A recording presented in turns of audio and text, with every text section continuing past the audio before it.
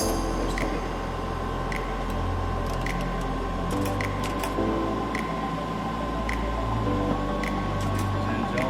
and girls, that's Diego with the beautiful Karina, my lovely Prometida. And we're waiting for our National Visa Center welcome letter, the NVC welcome letter. We're waiting for it. It takes about 90 days. And our NOA 1 letter is dated April 18th, 2022. And our NOA 2 letter is dated May 30th, 2023. So let's assume that May 30th was the cutoff point, and we will start with June, July, and August as our 3-month waiting time for the NVC welcome letter. So we should see it about the first week of September. Let's, give or take a few days. And I live in the panhandle of Florida near Pensacola, north of Navarre Beach. And Navarre Beach is where Karina and I will get married by Captain Bill, our wedding officiant. And Karina is from Caracas, Venezuela. But she is a legal resident of Bogota, Colombia, where she manages some ice cream stores, and she's helping to set up an ice cream store for her friend in northern Bogota. But come on along for another fantastic educational video made especially for you guys. Oh, yes.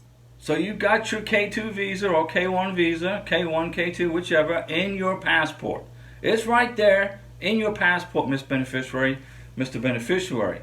And you are trying to plan and figure out how to get to the United States with your sponsor. Hopefully your sponsor is going to fly to your country, wherever you are in the world, and accompany you back to the USA. Okay, now, think about this. When you book your plane ticket from, let's say, Bogota, Colombia, or Lima, Peru, or, Nigeria, wherever it is you are, Manila, Philippines, wherever it is you are in the world, you got to consider connecting flights, okay, and immigration processing. So, if you fly from Manila, Philippines to New York City, let's say, okay, I don't know if that's around or not, but how busy is New York City? How busy is JFK in Queens? It's a busy airport. How busy is Atlanta? What if you land in Atlanta International Airport? How busy is that airport? What if you land in Los Angeles, LAX, or San Francisco? You've got to think about the 5 or 6 or 7 or 8 international flights that are all landing at the same time as you. So let's say, for argument's sake, that you land in Atlanta International Airport. Your plane lands in Atlanta. And 6 other countries, 6 planes from 6 other countries or international connecting flights land in Atlanta at the same time as you. You're going to have probably 400 to 500 people per plane on, let's say, 6 planes. So let's say for argument's sake, there are 2,000 people in that immigration line waiting to check into the passport control. U.S. citizens this way, foreign nationals this way. But if you are with your sponsor, U.S. citizen, Mr. Beneficiary, Ms. Beneficiary, you can go in the U.S. citizen line, okay?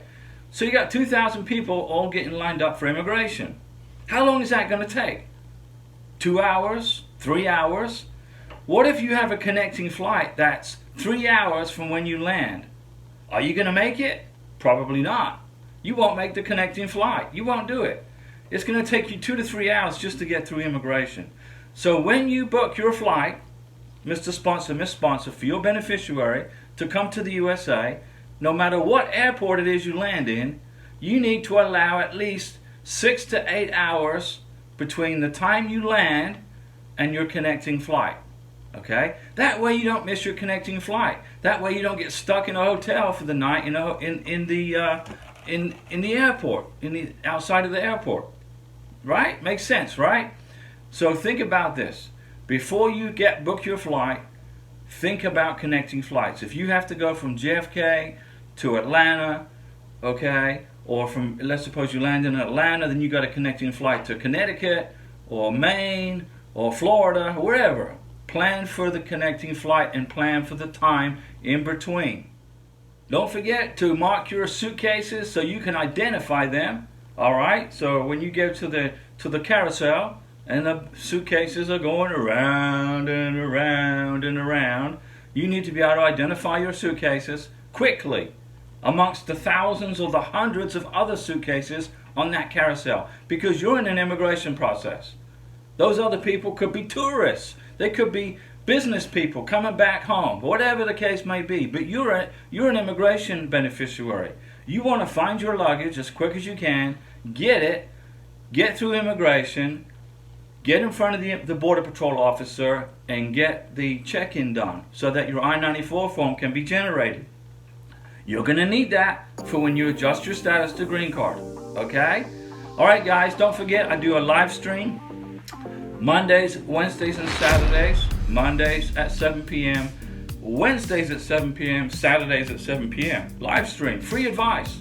I'm not an immigration attorney. I don't work for USCIS. I don't give you legal advice. Zero.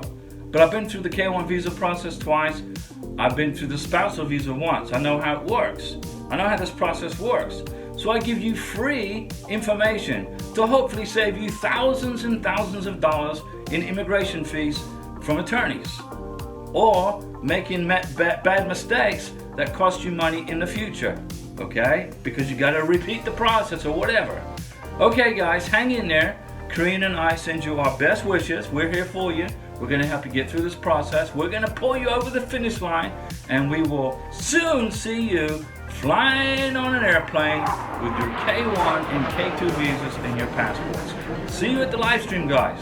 And thanks for watching, and be patient. Patience. Okay, I'll talk to you later. See you later. Bye.